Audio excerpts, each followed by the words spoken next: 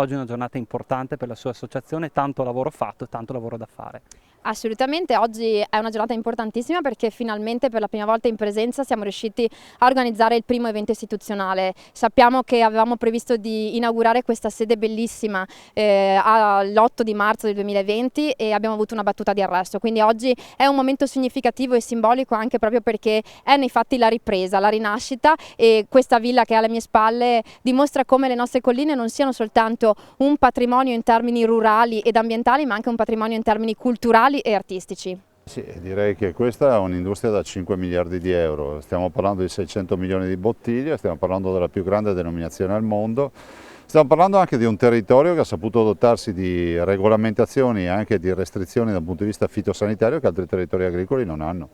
È bene ricordare che se c'è qualcuno virtuoso a livello internazionale e nazionale lo è proprio questa DOCG, lo è la produzione del Prosecco. Questa festa è stata rimandata, quella del riconoscimento, insomma 2 anni prima dell'inaugurazione, c'è stata la pandemia, ci sono state tante cose, oggi però è una giornata di festa. Beh sì, quel luglio 2019 non dimenticheremo mai, l'Azerbaigian e tutto quello che ne è conseguito. Oggi noi siamo patrimonio dell'umanità, vorrei ricordare che siamo nel club dei grandi siti, tra i quali ci sono le piramidi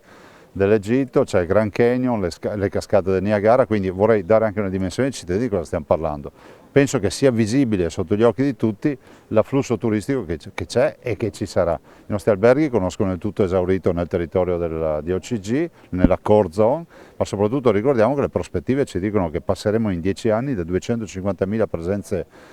turistiche a 1,5 milioni. Tutti i comuni protagonisti di questa avventura devono fare squadra, l'hanno già fatto e l'associazione sarà un po' quella che coordinerà tutto. Ma i comuni sono eccezionali, il coordinamento c'è, non c'è dibattito negativo e questo diciamo che va nella direzione giusta e direi che c'è molto da fare. Abbiamo il grande tema del grande percorso del patrimonio dell'umanità che sono i 52 km da Valdobbiadene a Vittorio Veneto, che diventerà il nostro Santiago di Compostela. Considerate che su quello investiremo, ci sarà una tabellazione, tabelle ogni 500 metri, ci sarà, lo possiamo annunciare, l'accordo con Google per fare lo Street View, quindi sarà tutto in Street View, si vedrà tutto il percorso, insomma lì ci sarà un'affluenza da paura. E ovviamente dovremo regimentare i flussi, fare in modo che non siano caotici e che non siano deturpanti del territorio, ma sappiamo già che avremo dei turisti che sono attenti, informati e che vengono qui per scelta, non per caso. Un pensiero finale per le vendemmie che stanno per iniziare. Sempre in bocca al lupo si dà, no? È il momento della raccolta di un anno di sacrifici, di lavoro, difendiamo i nostri viticoltori e non continuiamo a pensare che siano dei devastatori, perché se queste colline sono ancora lì, belle come le vediamo, è grazie a qualcuno che si è spaccato la schiena e le coltiva, altrimenti avremmo rovi. E voglio ricordarvi che in Veneto abbiamo 11.000 frane e le frane ce le abbiamo tutte in aree dove non ci sono gli agricoltori. Presidente Zaia ha parlato di ecosostenibilità, di coinvolgimento delle nuove generazioni, insomma sono tanti gli obiettivi che vi porrete per il futuro. Ma assolutamente, anche perché uno dei nostri più che obiettivi doveri, sia come associazione ma anche come comunità, come cittadini, è proprio quello di tutelare quest'area, perché noi nei prossimi anni vedremo sicuramente un incremento anche del turismo e quindi l'occhio attento dovrà essere proprio verso la sostenibilità a 360 gradi, sostenibilità in termini anche di viabilità, sostenibilità in termini proprio di accoglienza turistica e sostenibilità del territorio, perché noi sappiamo che è un territorio che deve tantissimo alla viticoltura, che deve tantissimo ai viticoltori che ogni giorno vanno sulle rive e fanno un lavoro di mantenimento del territorio che se non ci fossero creerebbe veramente grandi difficoltà, soprattutto con i cambiamenti climatici che ci sono in corso. Un orgoglio, un onore che abbia sede qui l'associazione per il patrimonio delle colline del Prosecco di Conegliano e Valdobbiadene, perché non è solo un prestigio, ma è anche, ci dà anche la possibilità di continuare con rinnovato impegno a ragionare, confrontarci e a lavorare sui temi del paesaggio, sui temi dell'economia del nostro territorio e su come vogliamo continuare a convivere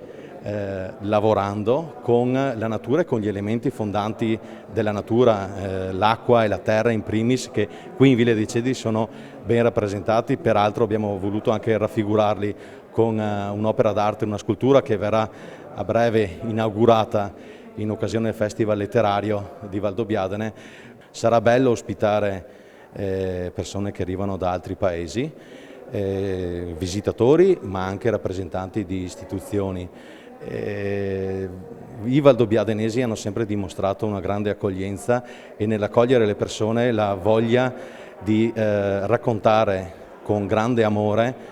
cos'è Valdobbiadene, cosa sono le nostre colline. Ecco, poterlo fare in una platea mondiale è un gran bel risultato e per questo ringrazio in primis la Regione, il Presidente Luca Zaia e l'Associazione UNESCO con la Presidente Marina Montedoro. Pianificare insieme i nostri progetti, di condividere